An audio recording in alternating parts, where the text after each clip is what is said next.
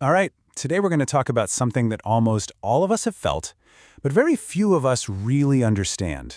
And that is that nagging, annoying inability to just stop, to just relax. You know the feeling, right? You've finally cleared your to-do list, you sit down on the couch, and instead of peace, you get this wave of guilt. There's this little voice in your head going, you could be cleaning the garage. You should be answering those emails. If that sounds at all familiar, you're in the right place. We're going to get into exactly what's going on. And here's the thing, it's so easy to beat yourself up over this, to think you're just a workaholic, or you're lazy, or you just don't have enough discipline. But what if I told you it's not a personality flaw at all? What if it's actually a survival skill that your brain picked up a long, long time ago? So let's reframe this. Is it a flaw, or is it an adaptation? The way you handle risks today is very likely a direct echo of survival strategies you had to learn as a kid. I know, that might sound a little strange, but for many of us, our brains were literally wired to see calm and quiet not as peace, but as a warning sign that something was about to go wrong. And this brings us to this core idea that psychologists call uneasy rest. It's exactly what it sounds like. It's when your brain literally treats doing nothing as a potential threat. That antsy, restless, anxious feeling you get when you try to be still, that's it. But I mean, the real question is why, right? Why on earth would our brains learn to treat something so essential like a threat? Well, it turns out there are about 5 big reasons that this tends to happen, and we're going to break them down one by one. And I have a feeling that as we go through these, at least one of them is going to feel a little too familiar for a lot of you. So let's just dive right in. All right, reason number 1 often starts way back in our childhood. It's a concept called parentification. Now that's a bit of a mouthful, but it basically means you were forced to be the adult in the room when you were still a kid.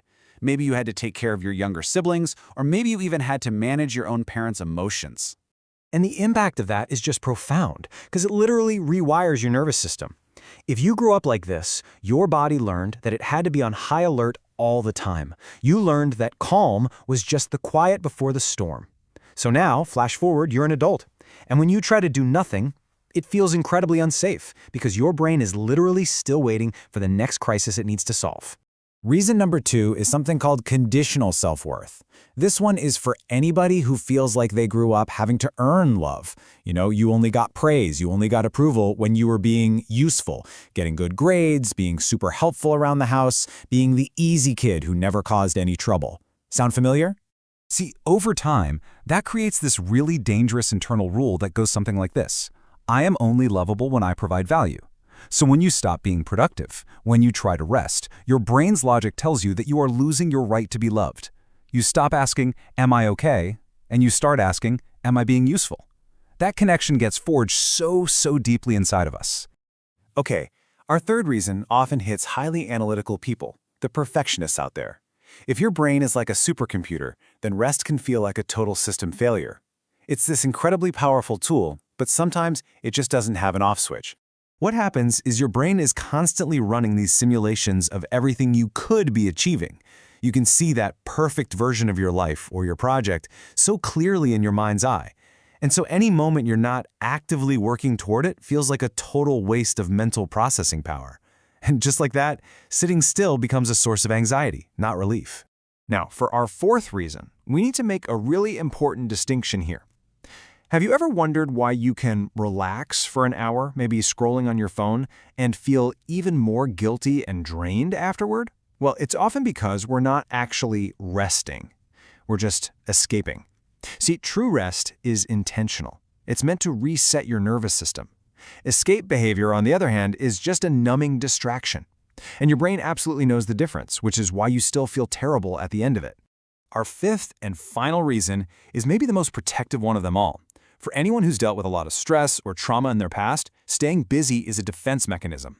That skill of hyper-awareness, constantly reading the mood in a room, sensing problems before they even start, that is a powerful survival skill. And for many, being busy feels like being in control. And this brings us to this really powerful metaphor. Productivity becomes a shield. Because the moment you stop doing things, you are forced to sit with your own thoughts, your own feelings. And for a lot of us, staying busy is a way to protect our hearts from having to feel things that, at one point in our lives, were just too heavy to carry. So after going through all of that, I want to completely shift gears for a second. If you saw yourself in any of those reasons, it's so important that you really hear what's coming next. Let's just be crystal clear about this. You are not lazy. You are not broken. Your struggle to rest is not a sign of weakness. It is not some kind of character flaw. It is a sign of what you've had to survive. When you really boil it all down, it just means this. You are a person whose nervous system adapted to pressure long before it ever had a chance to learn what safety felt like. Your body and your brain learn how to run on adrenaline, and now they just don't know how to stop. And, just understanding that's the first huge step. Healing from this doesn't mean you have to stop being a productive person. Not at all. It just means learning that you are finally allowed to rest without having to earn it first. And this is maybe the most important thing to take away from all of this. You do not need to be useful to be worthy of love, of respect, or of the space you take up in this world. Your value is inherent. It's not something you have to produce or perform. It's just there. So that brings us to the end. I want to leave you with just one final thought to reflect on. When does that guilt of doing nothing hit you the hardest? Is it on your days off, when you're actually supposed to be relaxing? Or is it in those quiet moments right before you fall asleep? I'd be really curious to hear your thoughts. Thanks so much for joining me for this explainer.